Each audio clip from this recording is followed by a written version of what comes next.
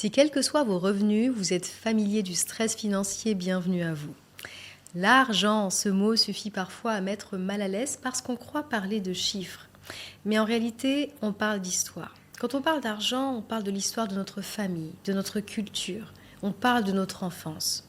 On parle d'émotions aussi, du droit que l'on se donne à vivre dans la tranquillité. Et puis, on parle de la relation, celle qu'on entretient avec lui.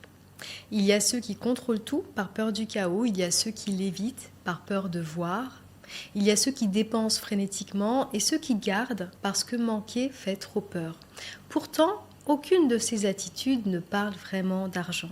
Elle parle de sécurité, elle parle du système nerveux et elle parle du cerveau, cet organe fascinant qui fait de son mieux pour nous protéger même quand cela nous empêche de vivre pleinement. Car notre cerveau n'a pas évolué pour nous rendre riches, mais pour assurer notre survie.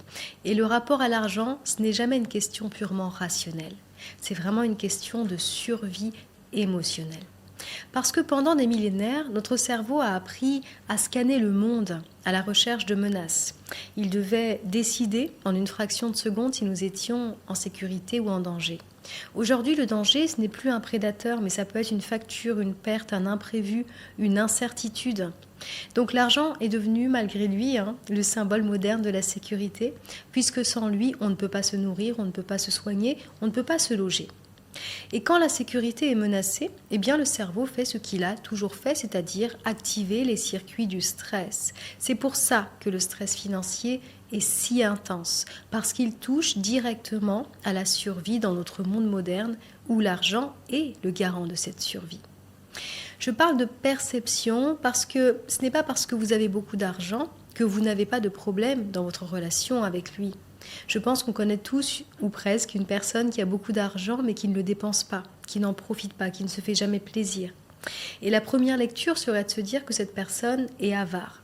Mais la seconde interprétation est que sa perception intérieure de sécurité face à l'argent est faible, donc autrement dit, qu'elle ne se sent pas en sécurité avec lui. À l'inverse, vous pouvez avoir des moyens financiers plus limités, mais entretenir avec l'argent une relation saine et fluide, savoir l'économiser tout autant que vous faire plaisir, l'apprécier sans lui donner la priorité dans votre vie, en bref, le considérer comme un moyen agréable sans en faire une fin en soi.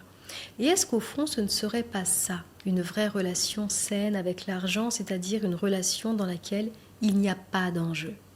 Car en matière d'argent, ce qui compte vraiment n'est pas tellement une somme sur un compte en banque, mais l'impact de cette somme sur notre corps.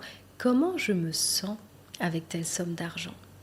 D'autant plus que ce qui rend la relation à l'argent si complexe, c'est qu'elle combine à la fois des mémoires émotionnelles et des biais neurologiques. Donc l'argent devient comme un langage intérieur. Il raconte comment nous avons appris à exister dans le monde.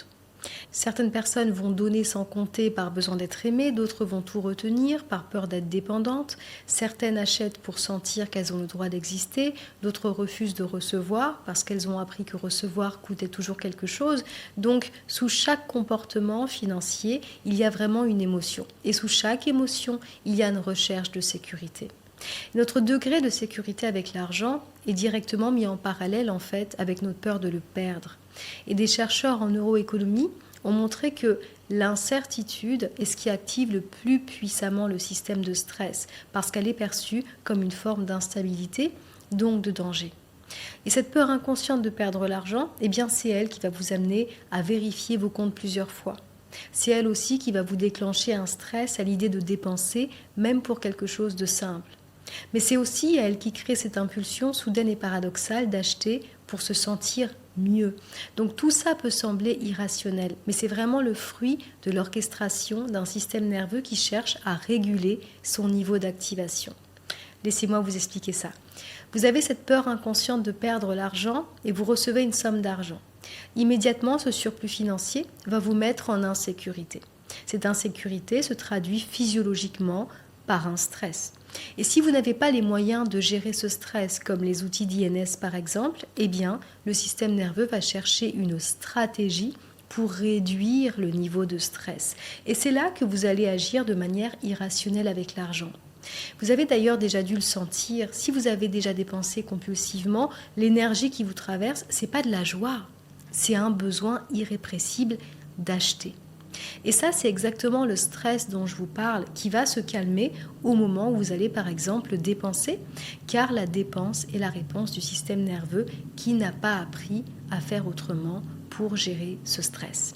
La dépense, c'est donc un moyen de contrôle et le refus de dépenser est aussi un moyen de contrôle. C'est une stratégie pour tenter de recréer artificiellement la sécurité. Mais il y a un autre biais tout aussi subtil qui oriente nos comportements financiers et c'est la préférence pour le présent. Sous stress, le cerveau valorise davantage l'immédiat que le futur, ou plutôt devrais-je dire le soulagement immédiat du stress plutôt que le bien-être à long terme.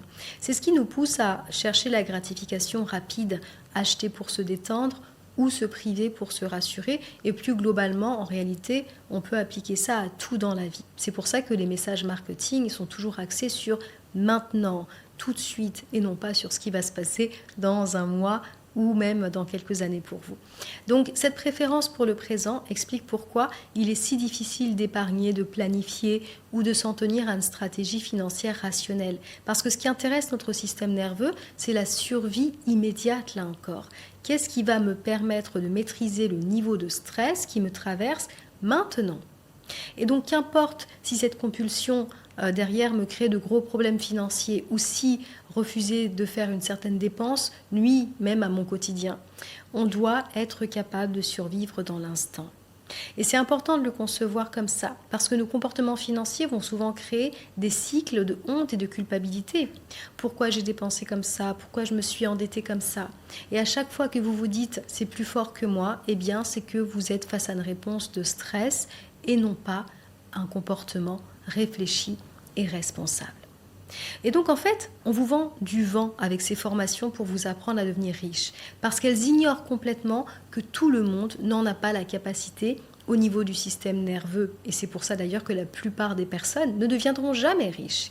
Parce que si vous ne construisez pas cette capacité, vous ne pourrez pas rester dans la prospérité. Ou alors, même si vous y parvenez, vous ne parviendrez jamais à vous sentir serein avec l'argent. Et donc, vous allez déclencher comme ça des réflexes, je dirais, saboteurs. Et c'est ce qui explique pourquoi, après une réussite, certaines personnes dépensent soudainement ou provoquent inconsciemment un déséquilibre parce qu'elles ont besoin de se débarrasser de cet argent qui, même si elles aimeraient le garder, représente un trop gros stress pour elles. Et moi, j'ai vu des entrepreneurs gagner beaucoup d'argent et ne pas être capables de vivre le plaisir de cet argent qui rentre.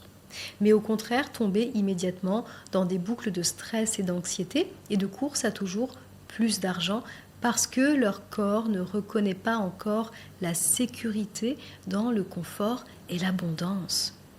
Si vous vous êtes construit sur une norme de lutte financière et de manque, d'incertitude, de honte, etc., eh bien, le succès ne suffit pas à apaiser votre système nerveux et donc, quelque part, vous allez inconsciemment vous mettre dans des situations qui vont réactiver le stress qui vous a construit. Parce que le stress auquel vous êtes habitué aujourd'hui, c'est celui que vous connaissez. Le stress de l'abondance et du confort est inconnu et s'il est inconnu, vous ne pourrez pas le supporter.